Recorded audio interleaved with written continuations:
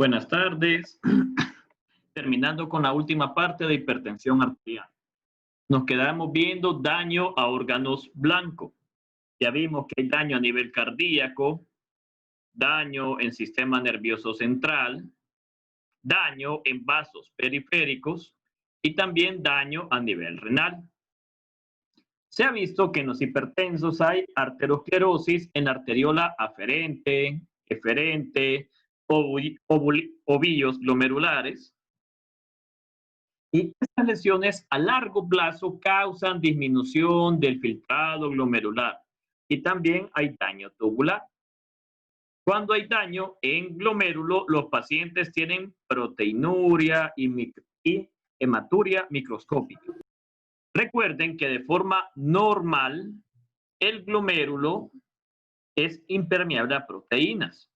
La hipertensión me causa que se pierda esta selectividad de la membrana glomerular. Entonces, los pacientes hacen proteinuria microscópica, comienzan a perder proteínas por orina y a largo plazo esto me causa insuficiencia renal. Las dos teorías del daño renal en hipertensión arterial es por activación del sistema renina, angiotensina, aldosterona y también por el estrés oxidativo. Ambos contribuyen a que haya hipertensión en glomérulo y disfunción endotelial. Esto me lleva a largo plazo a glomerulosclerosis y daño tubular intersticial. Por eso, muchos pacientes, para dar nefroprotección cuando ya tienen hematuria, se dan medicamentos que antagonizan este sistema. El sistema renina, angiotensina, aldosterona.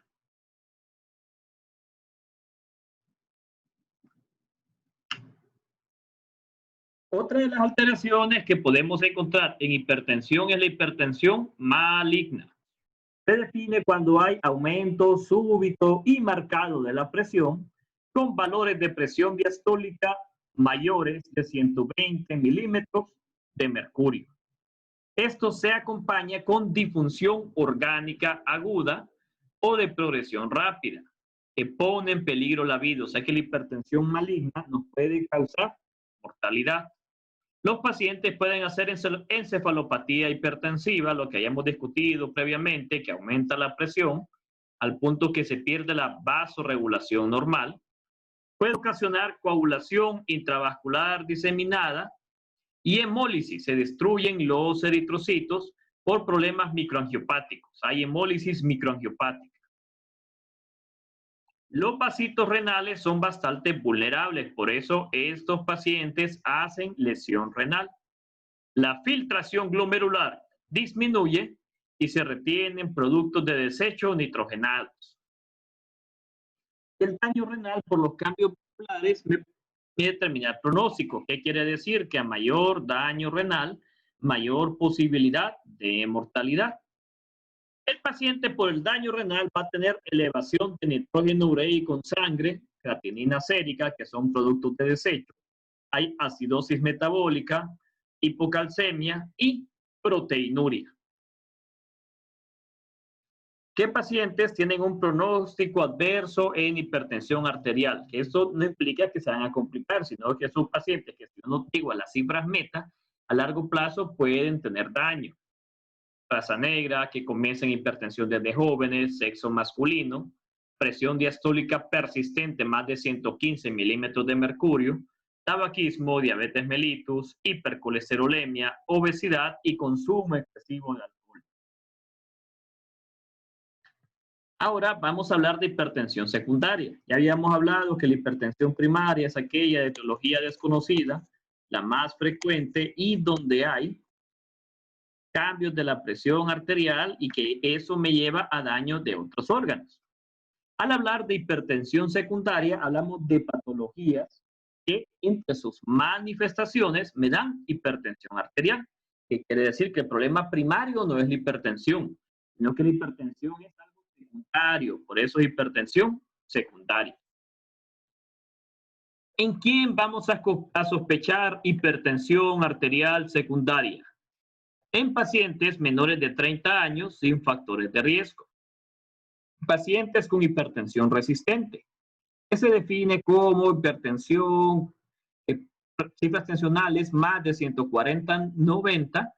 El paciente toma 3 medicamentos a dosis máximas, incluyendo un diurético tiazídico, ha modificado estilo de vida y sigue con hipertensión.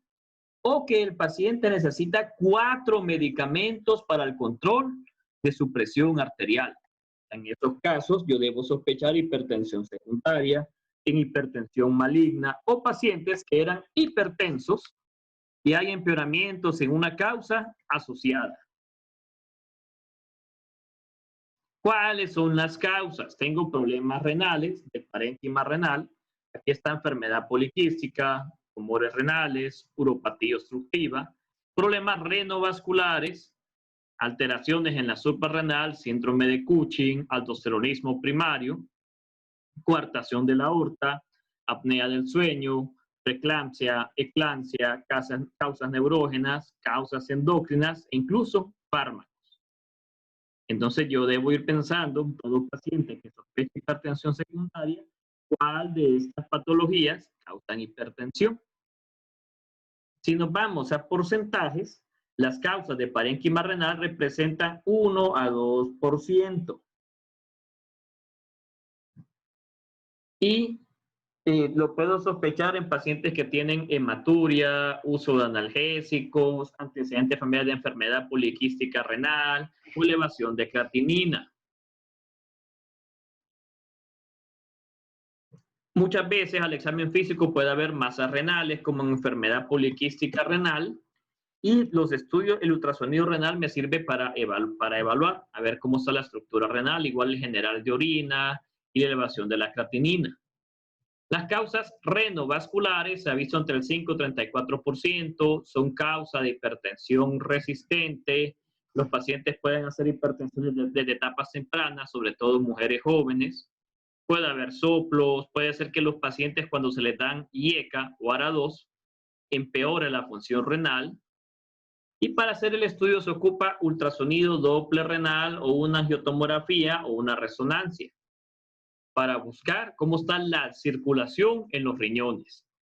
Hiperaldosteronismo primario, causa de hipertensión resistente. Estos pacientes pueden hacer hipertensión con hipocalemia. La hipocalemia, que es el descenso de potasio, puede ser sola o puede ser que el paciente presente esto al utilizar diuréticos tiazídicos. Esos hacen que se pierda potasio. Puede haber apnea del sueño en estos pacientes, puede haber historia de enfermedad cardiovascular en etapas tempranas. Al examen físico hay posibilidad de arritmias debido a hipocalemia y para hacer el diagnóstico pues es el radio de aldosterona sobre renina.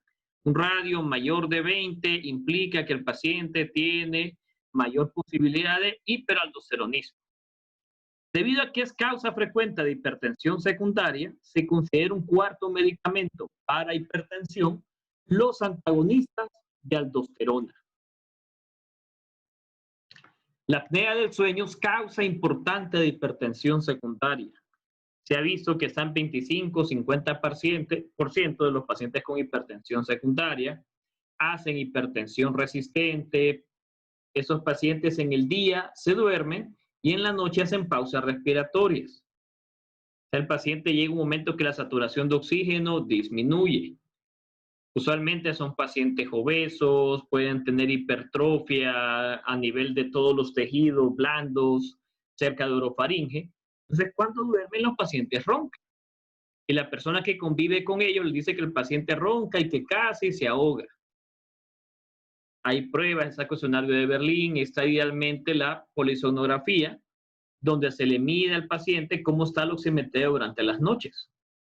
La hipertensión en estos pacientes es porque aumenta la actividad simpática. Entonces estos pacientes hacen bastante hipertensión nocturna y en el día pasan durmiendo. Luego está la hipertensión inducida por drogas o alcohol. Muchas veces puede ser transitoria, usualmente disminuye al consumir la sustancia. Se puede ver por dosis altas de cafeína, uso de AINES, anticonceptivos, ciclosporina, simpaticomiméticos, cocaína, anfetamina, estimulantes de la eritropoiesis. Las manifestaciones dependen de la causa. Por ejemplo, en el caso de la cocaína y los simpáticos miméticos, el paciente puede estar tembloroso, taquicárdico, sudoroso. Y sí es importante interrogar qué medicamentos ha tenido el paciente desde que comenzó con hipertensión. A veces no son la causa primaria, la causa de hipertensión, sino que el paciente ya tenía su hipertensión primaria, consume estos medicamentos y puede tener elevaciones de la presión arterial. Luego están los feocromocitomas, que es una causa bastante rara, donde hay tumores de células cromafines, productores de catecolaminas, que pueden estar a nivel de la corteza suprarrenal o en otras estructuras. El paciente tiene picos de hipertensión que se pueden confundir perfectamente con crisis de ansiedad. Está taquicárdico, ansioso, con cefalea e hipertenso.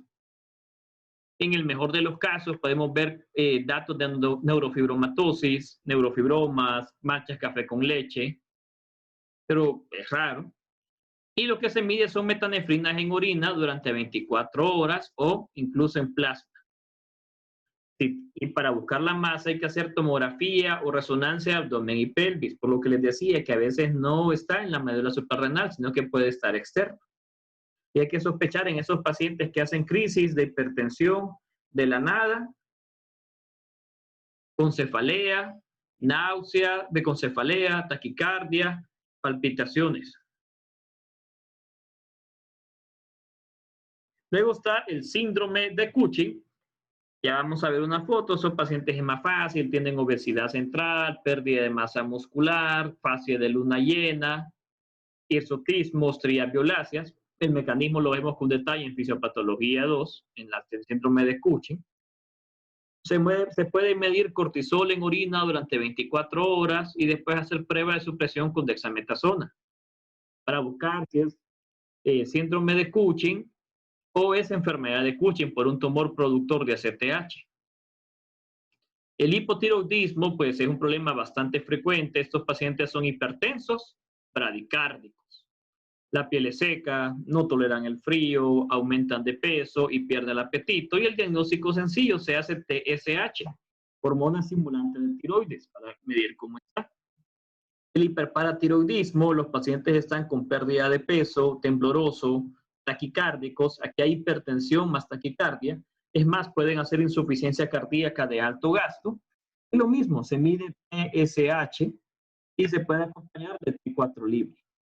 Coartación de la aorta, rara, pacientes con hipertensión de etapas jóvenes, va a haber presiones elevadas en miembros superiores y disminuida en miembros inferiores, incluso los pulsos femorales van a ser disminuidos o ausentes. Hiperparaprimario, bastante raro. El hiperparatiroidismo primario, los pacientes son por adenomas, paratiroideos, productores de PTH, y estos pacientes tienen hipercalcemia.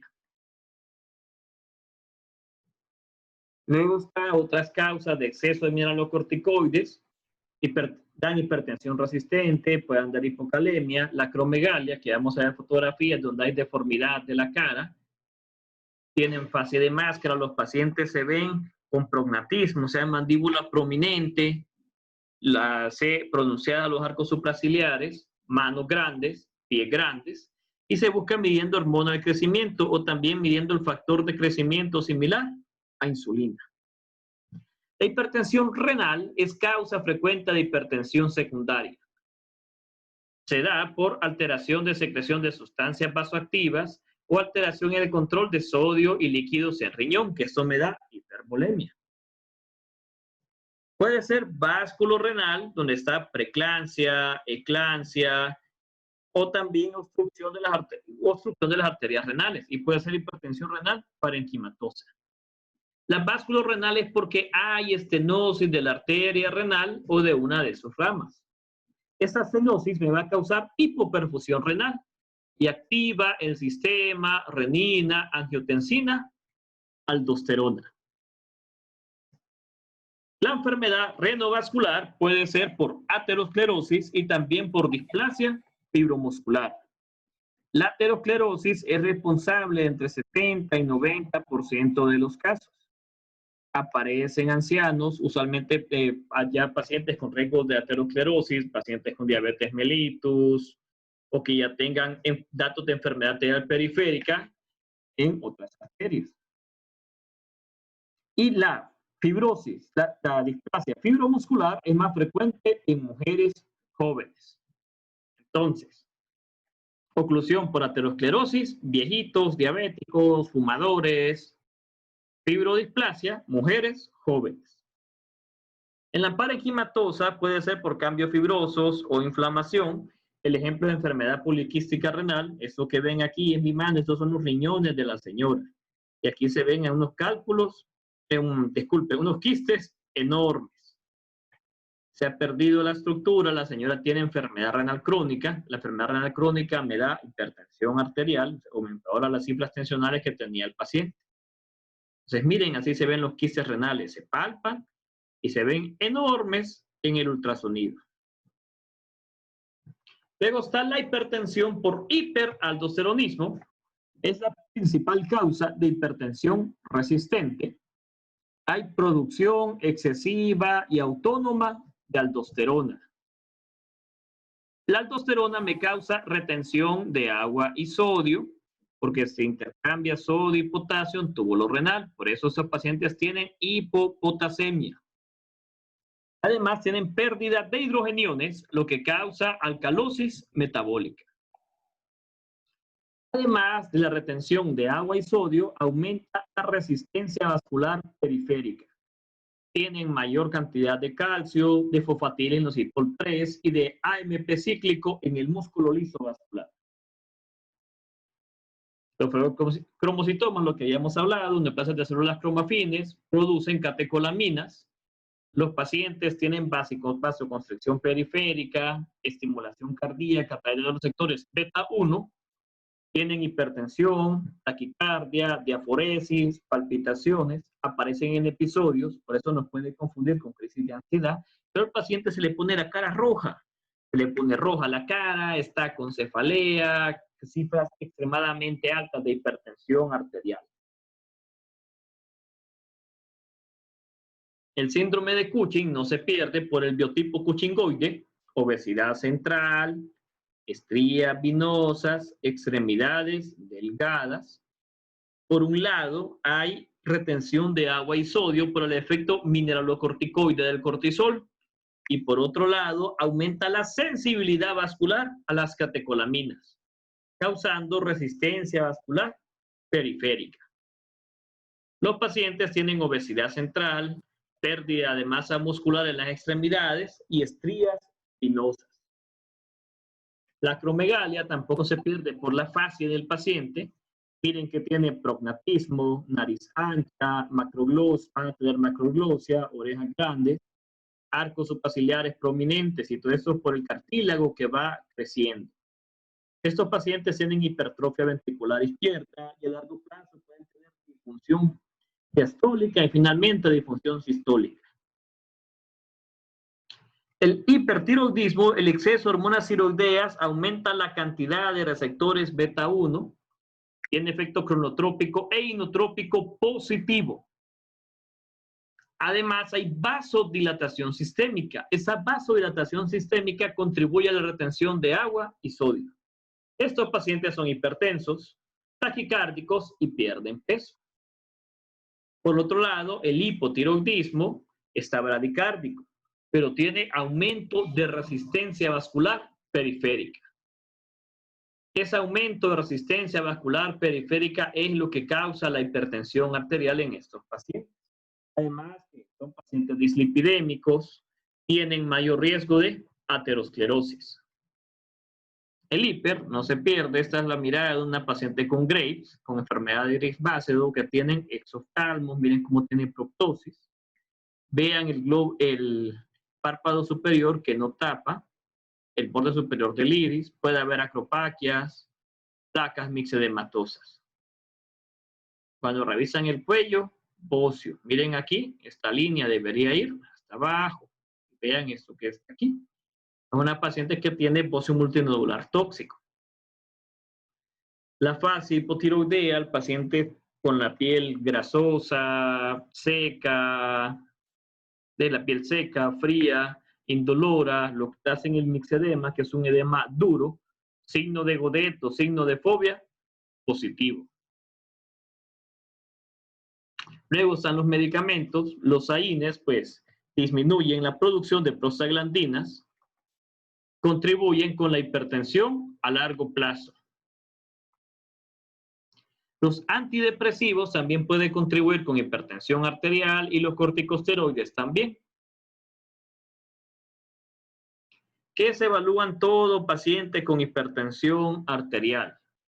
Primero, la toma de la presión, recuerden, debe estar en reposo, 5 a 10 minutos, no haber fumado ni bebido.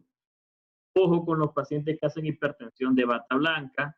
Las crisis de ansiedad pueden elevar transitoriamente y el dolor puede elevar de forma fisiológica la presión arterial.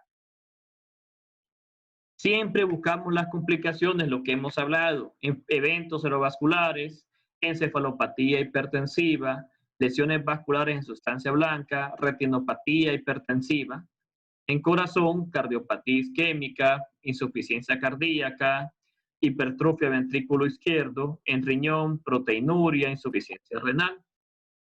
Y en los vasos sanguíneos periféricos siempre buscar aterosclerosis, aneurismas. Recuerden que los aneurismas van de la mano de hipertensión con tabaquismo, es un factor de riesgo sumamente importante. Una de las complicaciones que podemos tener de forma aguda es la crisis hipertensiva. Se da cuando las cifras de presión arterial son mayores, igual 180 sobre 120 milímetros de mercurio. Puede ser urgencia donde hay elevación de la presión sin daño. Aquí falta una N, sin daño a órgano blanco. O sea, aquí no hay daño. Es asintomática. Emergencia hipertensiva, hay daño a órgano blanco. Puede ser infartos, eventos cerebrovasculares, encefalopatía hipertensiva o también lesión renal aguda. Importante en el control de todo paciente hipertenso, duración y valores previos de presión arterial, incluir las mediciones en casa.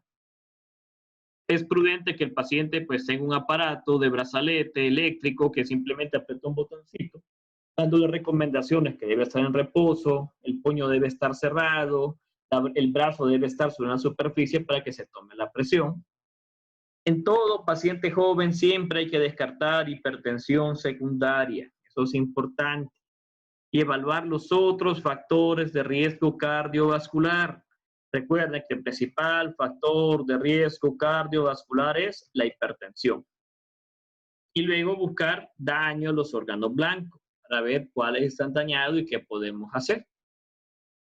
Para ir finalizando, ¿qué estudios envía todo paciente hipertenso? Para evaluar función renal, examen de orina, buscando proteinuria, excreción de albúmina, nitrógeno ureico en sangre, creatinina en sangre. La creatinina para evaluar la filtración glomerular, buscar sodio, potasio, calcio, considerar TSH por la prevalencia de hipotiroidismo, glucosa en ayunas. Recuerden que los pacientes diabéticos o los pacientes insulino resistentes, antes que sean diabéticos, tienen bastante relación con hipertensión arterial, ver colesterol total, HDL y LDL. Recuerden que el colesterol LDL aumentado contribuye al desarrollo de aterosclerosis y ver niveles de triglicéridos. El hemograma y el electro también son exámenes complementarios. El electrocardiograma me puede servir de entrada de un paciente que yo sospecho de hipertensión y que ya tiene a largo plazo, pues al electro por lo menos va a haber cambios. Si el paciente no tiene cambios en el electro, puede ser que sea hipertensión reciente o que ha estado muy controlada la presión arterial y por eso no ha sufrido daños. Datos nacionales, estos son estudios. Este estudio se publicó en el 2005. Una muestra pequeña, 246 personas, encontraron 24.8 prehipertensos, que era en ese tiempo la definición, actualmente es normal alta, 42.5 disculpen, 24.8 normales, 42.3 prehipertensos, 19.1 grado 1 de hipertensión, 19.2 estadio 2 de hipertensión. Y sin embargo, había ya otros pacientes hipertensos. Entonces encontraron que cerca de la mitad de la población tenía problemas de hipertensión arterial entre los debutantes y los ya conocidos. Este otro de la colonia Miraflores, aquí en Tegucigalpa, 257 personas. Y miren que el 32.7 con hipertensión arterial. Recuerden que a mayor edad, mayor posibilidad que los pacientes hagan hipertensión arterial. Y con esto terminaríamos el tema de hipertensión.